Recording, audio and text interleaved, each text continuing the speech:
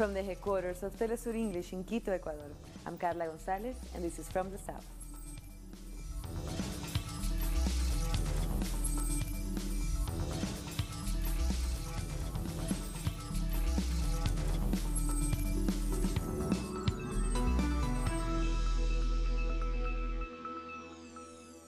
We start in Venezuela, where 4 weeks of campaigning ahead of the May 20th election have officially begun. President Nicolás Maduro, who is seeking re-election, kicked off his campaign in the state of Bolívar. His events are being attended by huge crowds, and his message of a new beginning and renewal of the revolution is resonating with many in the country.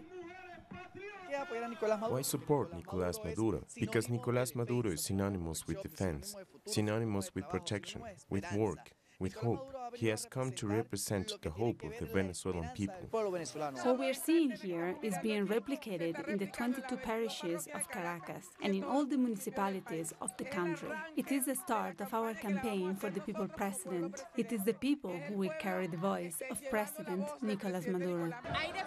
There are some issues. We all have them, but I think with the help of the people and the president, we will all get out of this crisis, which is affecting all of us. And after Bolívar, President Maduro moved on to Barinas, where he promised the crowd that this year the priority of the revolution will be to bring prosperity.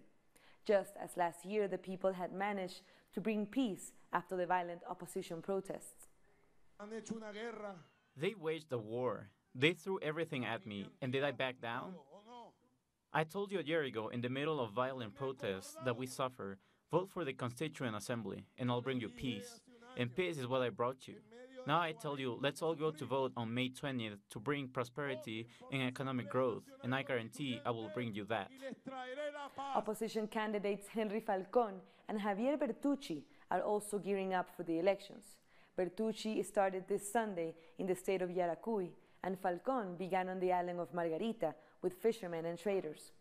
Bertucci, who is an evangelical pastor running for the Hope for Change movement party, has now taken his campaign to Santa Rita in the state of Aragua. He's in third place, according to polls, behind President Maduro and Falcón. For the latest on the Venezuela elections, we go now to Caracas correspondent Freddie Gillingham. Presidential campaigning very much in full swing here in Venezuela. It all kicked off yesterday and it will now be running for the next 15 days. Today was no exception.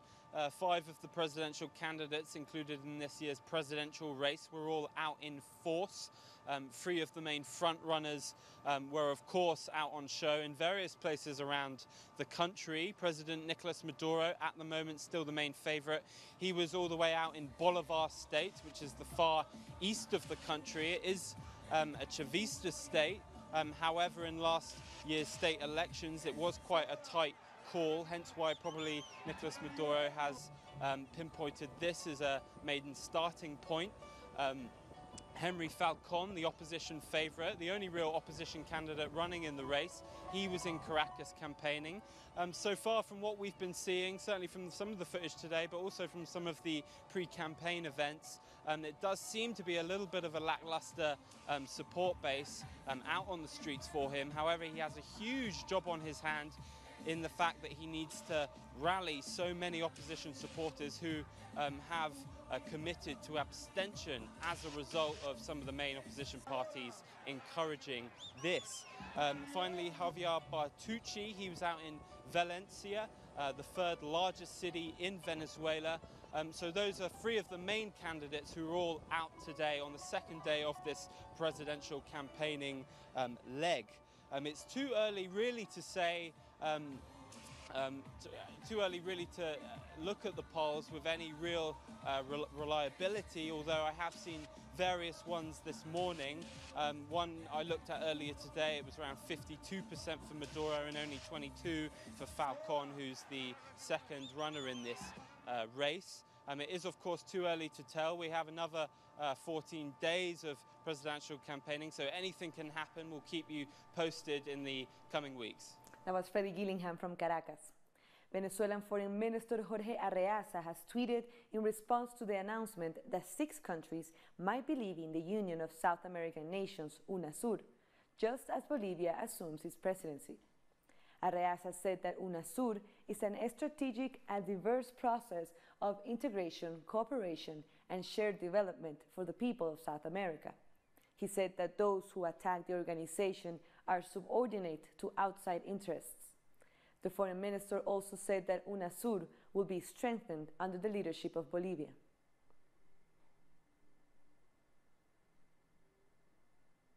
Bolivian Foreign Minister Fernando Guanacuni and current president of UNASUR has said that he has received no confirmation of the intention of some countries to suspend their membership.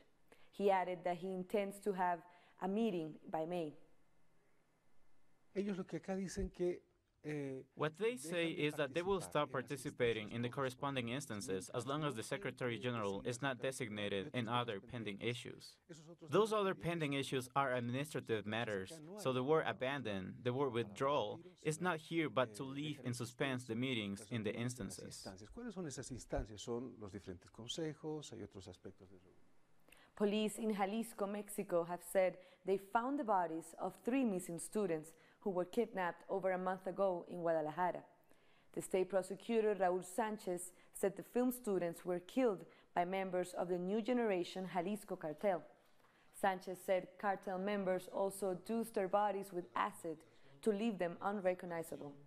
Authorities have arrested 2 people in connection with the murders. Our correspondent in Mexico City, Pablo Perez, brings us the latest on this issue. So just a month after the disappearance of the 3 film students in Tonalá, Jalisco, the state attorney in a press conference stated that they had found the remains of the 3 missing young men in a nearby ranch. The attorney theory is that they were abducted by the local cartel, Jalisco Nueva Generación, executed on site and dissolved in acid, which is a common practice for the criminal cartels to dispose of their bodies and clear them of all evidence that can inculpate them later. This is something that is happening in Jalisco every so often. Just a couple of weeks before that, 3 Italian men were abducted by local police and then delivered to the cartel.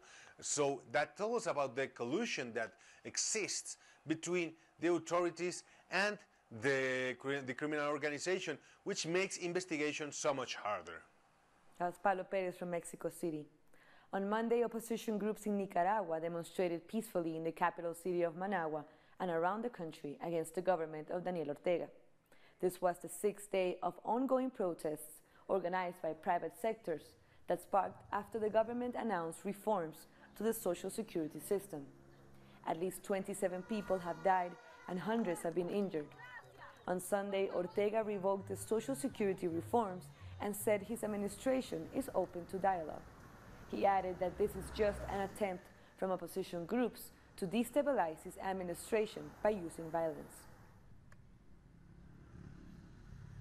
Our correspondent María José Díaz has more from Managua.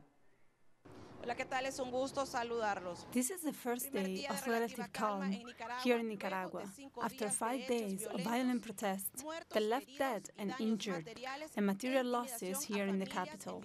This was caused by opposition groups protesting against the government of President Daniel Ortega. The Vice President of Nicaragua, Rosario Murillo, said the government is open to dialogue and called for people to participate in vigils to support this dialogue and pray for peace in the country. She also announced that President Ortega will meet with authorities from different universities from around the country. The demonstrations, organized by the Private Business Council, were relatively calm. Schools are suspended until further notice. We will keep you informed. Clases suspendidas a nivel nacional hasta nuevo aviso. That's María José Díaz from Managua. And we'll take a short break now, but join us again after this look at what our multimedia colleagues are reporting.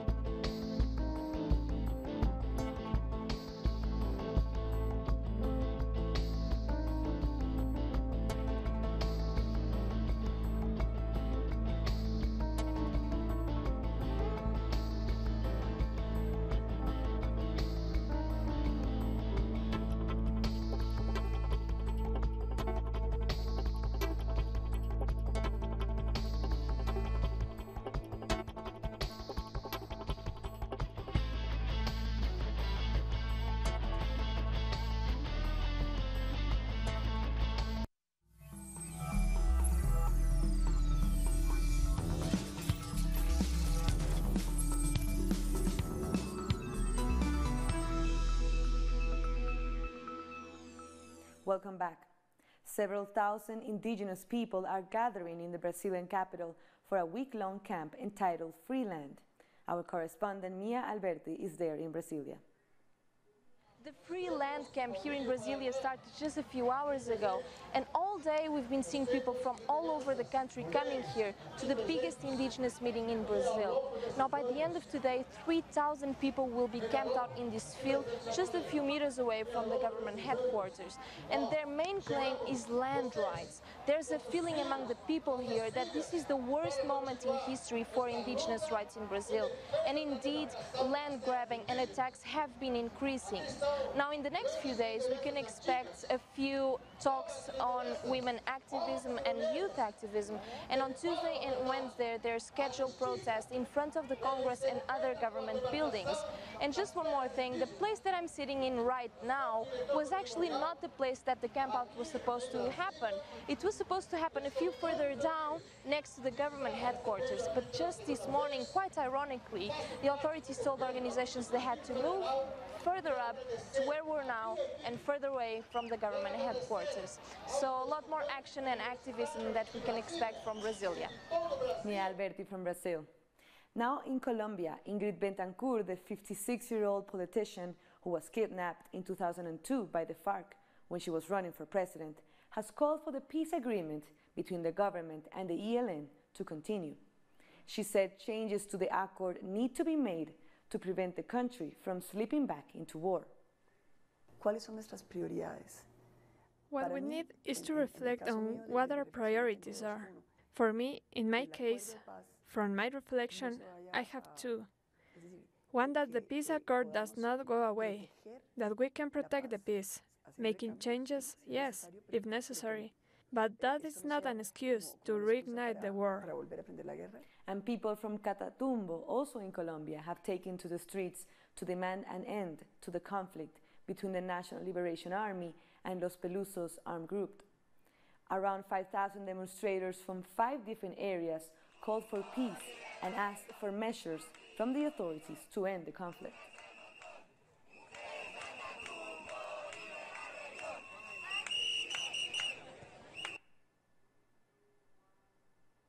A couple of days after the presidential elections in Paraguay, our correspondent Osvaldo Sayas tells us more about the situation in the Congress and the regional governments.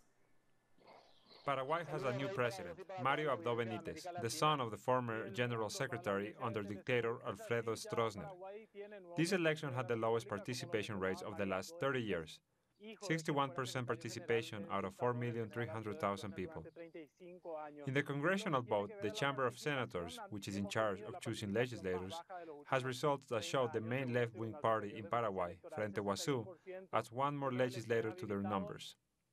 They have 6 representatives out of a total of 45, being the 3rd strongest political force in the country. The conservative Colorado Party reduced its numbers. They now have 17 representatives. The Liberal Party kept its 13 seats, and independent parties from the right and center-right have gained 3 and 1 more seats, respectively. That's the situation in Congress. With regards to regional matters, we still don't have definitive results, but we already know that the Colorado Party won in 13 out of 17 regional governments. That's what we can tell you during the first day after the election. This year, Frente Guazú is celebrating their victories, given that last year, when there was an attempt to change their constitution, they became victims of media attacks which were meant to damage their position, but under Fernando Lugo's leadership, they didn't. That was Osvaldo Sayas from Asunción. And now Bolivian President Evo Morales has held a press conference in Cuba during his official visit to meet with the island's new president, Miguel Díaz-Canel.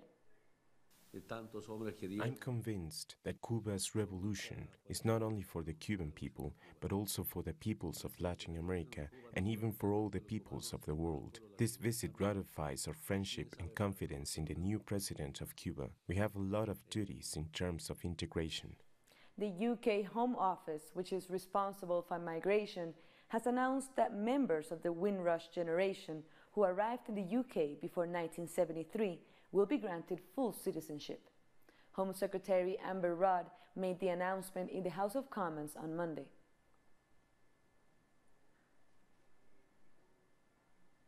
The Prime Minister of Trinidad and Tobago, Dr. Keith Rowley, has attended a meeting in London for Trinidadian nationals living in the UK. Dr. Rowley said he was shocked by the Windrush scandal and the extent to which it has affected British people of Caribbean descent. We expect that those who are responsible are making significant efforts to have this rectified, and it is more of a problem than they would ever have wanted to have. And I have every confidence that in the end, this issue, there are those who would wish that they never approached you in that way. We are Caribbean people and we are proud people. And as the leader of Trinidad and Tobago, we stand with the rest of the Caribbean on this matter. And we've spoken very forcefully where it mattered, and our position is very well known, and your interests and your rights are being protected. A program to reintegrate returning Salvadorian migrants into their own society is being considered for expansion by the Foreign Affairs Ministry. Ali Rivas is part of a group of Salvadorans that returned from the US. They expect to receive $1,500 to start their business projects. I became a stylist in the US and thank God I found a job here. I may not have much money, but I have the strength and capacity to be better in my country, and I think it is good that I give support for people like me, who return without a penny to our names to reintegrate into society. Others, like William Diaz, prefer to work on local rural activities. I had different jobs, but lasted the longest in construction. I wasn't the best at it. Here, I work with cattle. I sell milk. I want to develop in this field. The reintegration program for people who return to El Salvador is managed by IOM and is divided into 3 areas: psychosocial attention, specialized training, and the delivery of resources to start new businesses. We know every person has the right to leave their country and return. They also have the right to receive equitable and satisfactory conditions to work and access decent living standards, access to healthcare, education, and the security of well-being for their families. It was initially trailed for 70 people, but its expansion is being considered because of the increasing migrants deported as a result of US President Donald Trump's harsh migration policies. There are also 2 other projects for entrepreneurship, supported by NGOs linked to this policy. In the Dominican Republic, a theater company is presenting the work of Spanish playwright Federico García Lorca as a puppet show to encourage a passion for culture among the young.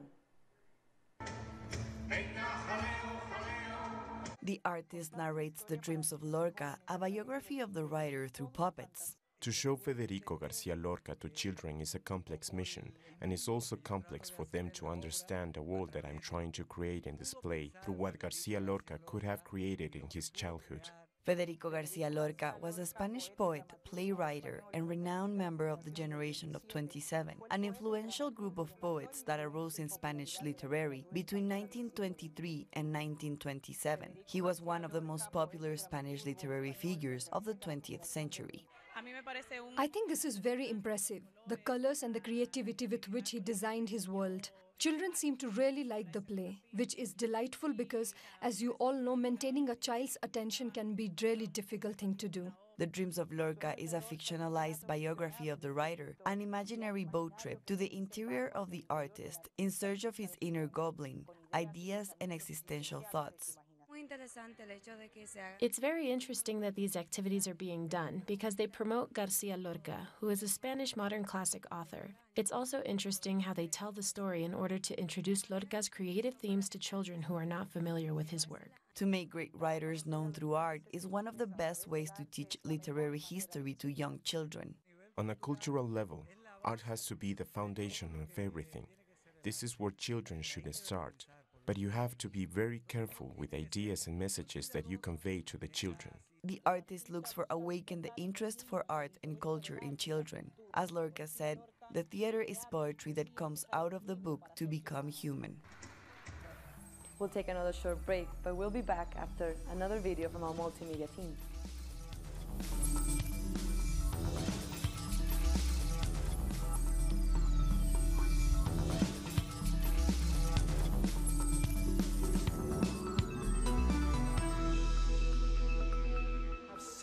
respect for the enormous contribution to the economy of this country that's been made by people who migrate here.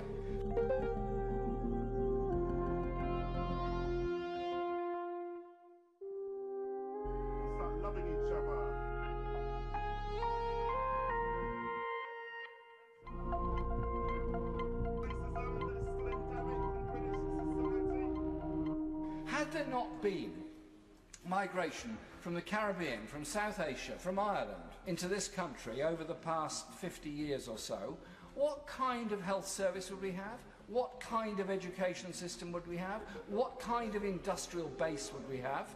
What kind of society would we be? Would London have been the multicultural capital of the world hosting the Olympics? I think not. I think we would be a much poorer, much less relevant society and relevant country. We need to think about the contribution that's been made and respect people for that contribution that's been made. Now tonight I shall be joining my colleagues in voting against this bill, partly because of the details within the bill on education, on housing, some of the aspects of health and many other details of the bill, but also because of the atmosphere and the message that it sends at this particular time. Let us start from a sense of humanity. Every case is a human story. Every human story has its ups and downs, has its triumphs, has its tragedies. But instead, we have this dog whistle politics of the mantra that every immigrant is an illegal immigrant, every immigrant must somehow or other be condemned, and immigration is the cause of all the problems that we have in our society. A shortage of housing can be dealt with by building houses. It kind of helps. The two things go together. Recognising the skills of people and their ability to contribute to our society helps us all.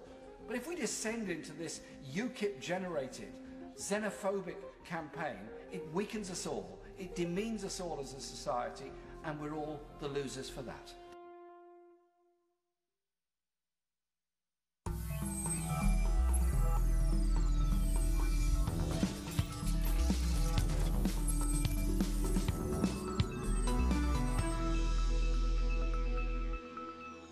Welcome back.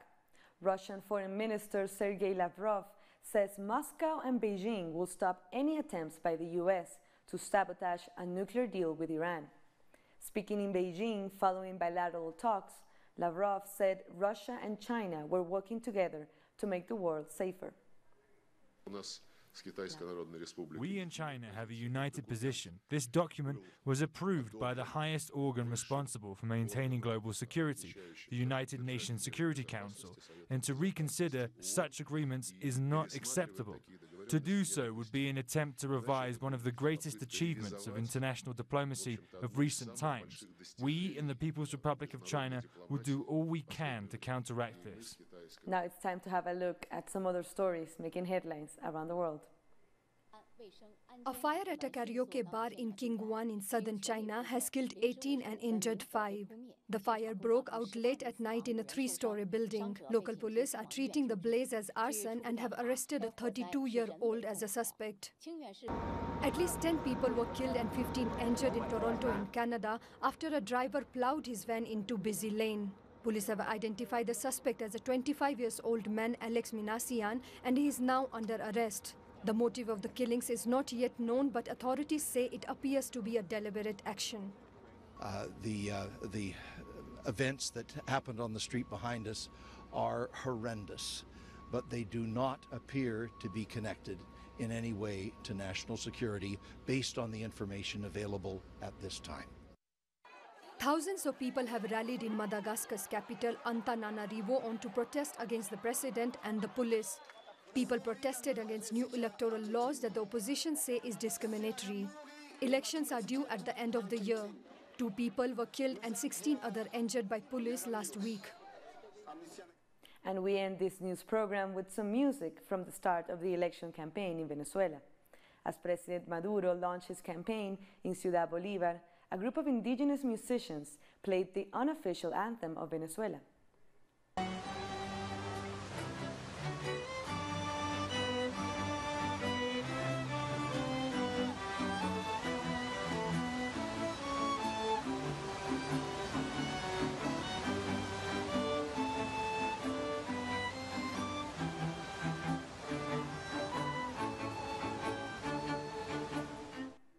with that, we end this news brief.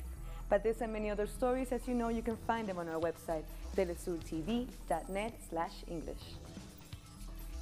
And you can also join us on social media, Facebook, Twitter, and Instagram. For Telesur English, I'm Carla Gonzalez. Thank you for watching.